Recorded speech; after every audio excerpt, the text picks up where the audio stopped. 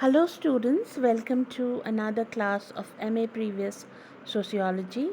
आपके second paper के third unit में हम पढ़ रहे हैं इमाइल दुर्खीम का सैद्धांतिक योगदान, और उसी क्रम में आज हम इमाइल दुर्खीम का एक बहुत ही महत्वपूर्ण और चर्चित सिद्धांत समाज में श्रम विभाजन की चर्चा करने जा रहे हैं।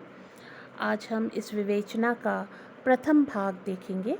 मैं Anupama Saha, associate professor sociology, government college Sirohi, Rajasthan.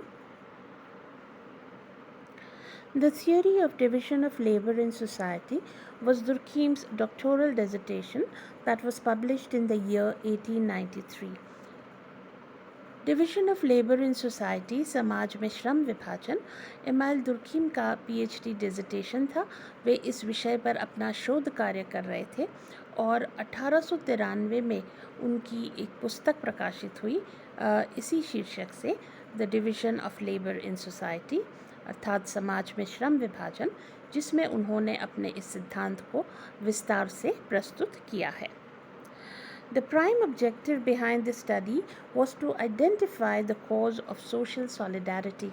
तो जो प्रमुख उद्देश्य था उनके इस अध्ययन का वह यह था कि वह यह जानना चाहते थे कि समाज में एकता कैसे बनी रहती है।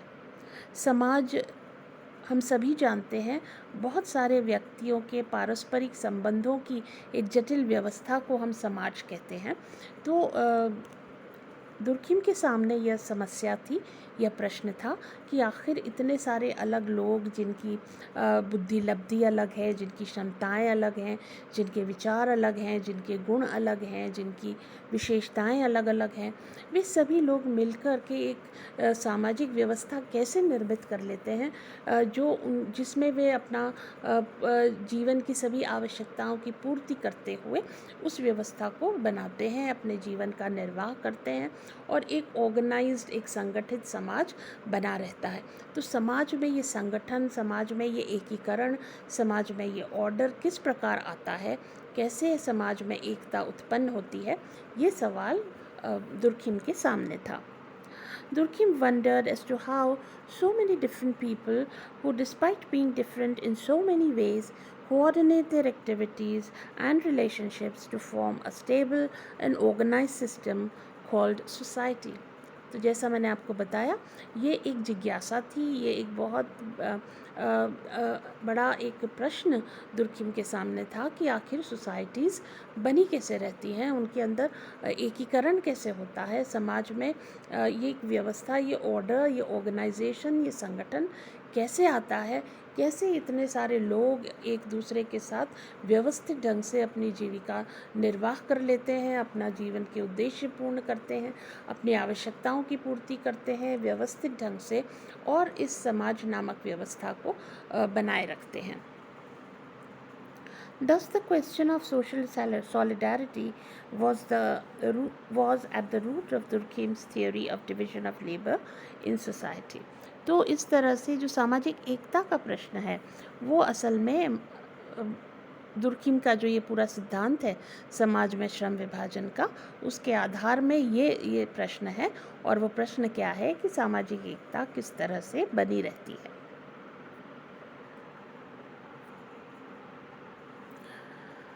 In trying to find an answer to the question of social solidarity, Durkheim argued solidarity comes from association and association comes from both likeness and differences. तो अब जब उन्होंने इस प्रश्न का हल ढूंढना प्रारंभ किया तो उन्होंने एक आर्ग्यूमेंट ये सामने रखा कि जो सॉलिडारिटी है, एकता है, वह लोगों के परस्पर जुड़ने से आती है। जब लोग एक दूसरे के साथ जुड़ते हैं, एसोसिएट होते हैं, तब उनके अंदर एकता पैदा होती है। और ये जो जुड़ाव है ये कब महसूस होता है, ये लोग एक दूसरे के साथ कब जुड़ते हैं, जब उन्हें लगता है कि अन्य व्यक्ति उनके जैसा है, कुछ रूपों में वो उनके समान है, कुछ आधार पर वे दोनों एक दूसरे के जैसे हैं, तब जुड़ाव होता है। तो एक तो लाइकनेस, एक जैसा होना, एक समान होना, समानता के कारण, समरूपता के कारण लोग एक दूसरे के साथ जुड़ते हैं। और दूसरा वो कहते हैं कि लोग एक दूसरे के साथ इसलिए भी जुड़ते हैं क्योंकि वे दूसरे व्यक्ति को अपने से अलग पाते हैं, उसकी क्षमताएं, उसकी रुचियां चूँकि उनसे अलग होती हैं और इसलिए वो बहुत कुछ ऐसा करने में सक्षम होते हैं जो वह व्यक्ति स्वयं नहीं होते। तो वह अपनी आवश्यकताओं की पूर्ति के लिए अपनी कुछ नीड्स की पूर्ति के लिए दूसरे व्यक्ति पर निर्भर होते हैं, क्योंकि दूसरे के पास उन नीड्स को पूरा करने की क्षमता होती है। तो ऐसी स्थिति में वे कहते हैं कि कई बार डिफरेंसेस एक दूसरे के प्रति निर्भरता पैदा करती हैं, भेद या जिसे कहते हैं असमानताएं पारस्परिक निर्भरता उत्पन्न करती हैं और पारस्परिक निर्भरता के कारण भी लोग एक दूसरे के साथ जुड़ते हैं। तो जुड़ने का कारण एक जैसा होना हो सकता है और आपस में जुड़ने के कारण एक दूसरे से अलग होना भी हो सकता है। तो दोनों ही आधार हो सकते हैं लोगों के आपस में जुड़ने के, आपस में एसोसिएट करने के। समानता और भिन्नता दोनों ही एक दूसरे के साथ एसोसिएट करने के, जुड़ने के कारण हो सकते हैं। People associate with each other because they feel they are alike or similar in some way, or they associate with each other because they are different, so that each fulfills some need of the other. तो यदि दो व्यक्ति कुछ रूपों में एक दूसरे के समान हैं, एक जैसे हैं, तो वे आपस में जुड़ाव, एफिनिटी का अनुभव कर सकते हैं, या दोनों चूँकि एक दूसरे से अलग हैं और इसलिए एक दूसरे की आवश्यकताओं की पूर्ति कर सकते हैं, इसलिए भी आपस में निर्भरता के कारण जुड़ाव हो सकता है। Based on similarity and difference, Durkheim identified two types of social solidarity. तो समानता और भिन्नता, इन दोनों ही आधारों पर दुर्खिम ने दो तरह की सॉलिडारिटीज़ की बात की है, दो तरह की एकता की बात की है। उन्होंने कहा है कि एकता समानता के आधार पर भी हो सकती है और एकता भिन्नता के आधार पर भी हो सकती है, और इसलिए सामाजिक एकता दो तरह की हो सकती है, एक समानता पर आधारित और दूसरी भिन्नता पर आधारित।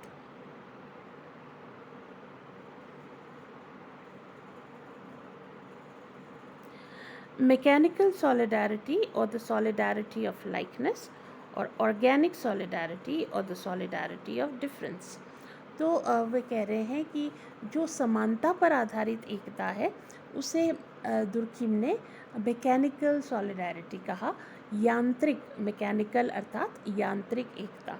तो यांत्रिक एकता क्या हुआ? वह एकता जो समानता पर आधारित है। दूसरी एकता जो भिन्नता पर आधारित है, दुर्खिम उसे ऑर्गेनिक सॉलिडारिटी कहते हैं, सावयवी एकता। ऑर्गेनिक यानी सावयवी, सावयव यानी जैविक, जो जीव से बना है, जिसके अंदर लाइफ है। तो ऑर्गेनिक सॉलिडारिटी अर्थात सावयवी एकता, और द सॉलिडारिटी ऑफ डिफरेंस यानी भिन्नता पर आधारित एकता। तो इस तरह से जो एकता समानता पर आधारित है उसे दुर्खिम मैकेनिकल सॉलिडारिटी कहते हैं, यांत्रिक एकता कहते हैं, और जो सॉलिडारिटी, जो एकता भिन्नता पर आधारित है उसे दुर्खिम सावयवी एकता कहते हैं, ऑर्गेनिक सॉलिडारिटी कहते हैं। In this way societies maintain order and organization through either of the two solidarities mentioned above। तो इस तरह से समाज में जो एकता है वह दो रूपों में दिखाई देती है। समाज में जो संगठन है, जो एक तरह का ऑर्गेनाइजेशन है, वो या तो यांत्रिक एकता की वजह से होता है या फिर सावयवी एकता की वजह से। Durkheim suggested that mechanical solidarity is the characteristic of simple, small, primitive societies and comes first in time। तो दुर्खिम का ये मानना था कि जो सरल समाज होते हैं, जो सापेक्षिक रूप से छोटे समाज होते हैं, जिनका आकार छोटा होता है, जिनमें बहुत ज़्यादा विभेदीकरण नहीं होता है, जहाँ अधिकांशतः समरूपता पाई जाती है, जहाँ किसी तरह का भेद समाज में नहीं होता, बहुत डाइवर्सिटी समाज में नहीं होती।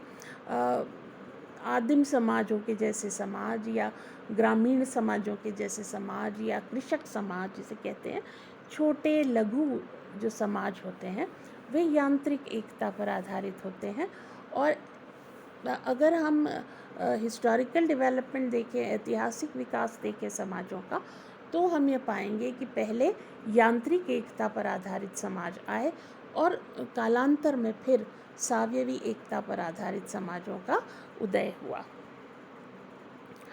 As societies develop from simple to complex types, mechanical solidarity is replaced by organic solidarity. Thus, organic solidarity is the characteristic of modern complex civilized society. तो वो कह रहे हैं कि जो सरल समाज होते हैं उनमें यांत्रिक एकता पाई जाती है, लेकिन जैसे जैसे समाज जटिल होते जाते हैं, जैसे जैसे उनका साइज़ बढ़ता जाता है, जैसे जैसे उनमें विभेदीकरण बढ़ता जाता है, डिफ्रेंसिएशन बढ़ता जाता है, डाइवर्सिटी बढ़ती जाती है, विषम रूप समाज होते जाते हैं, वैसे वैसे यांत्रिक एकता के स्थान पर सावयवी एकता बढ़ने लगती है.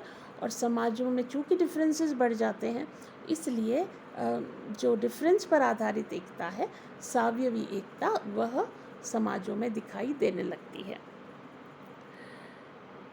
दुर्कीम यह भी कहते हैं कि जो आधुनिक औद्योगिक समाज हैं, जो सभ्य समाज हैं, जिनमें हम रह रहे हैं, ये जो समाज हैं ये सावयवी एकता का उदाहरण है, क्योंकि ये वृहद समाज हैं, बड़े समाज हैं, इनका साइज़ बड़ा है और इसमें विषम रूपता ज़्यादा है, लोगों में भिन्नताएं ज़्यादा हैं, चाहे वह रहन सहन को ले लें, आर्थिक स्थितियों को ले लें, व्यवसाय को ले लें, विचारधाराओं को ले लें, धर्म, जाति और तमाम तरह के वर्ग भेदों को ले लें.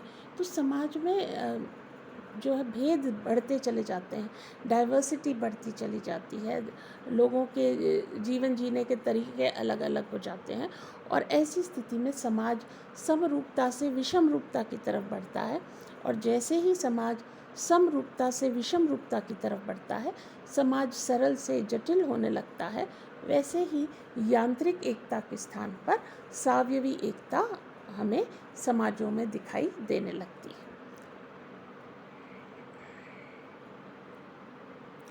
तो आज के वीडियो में बस इतना ही.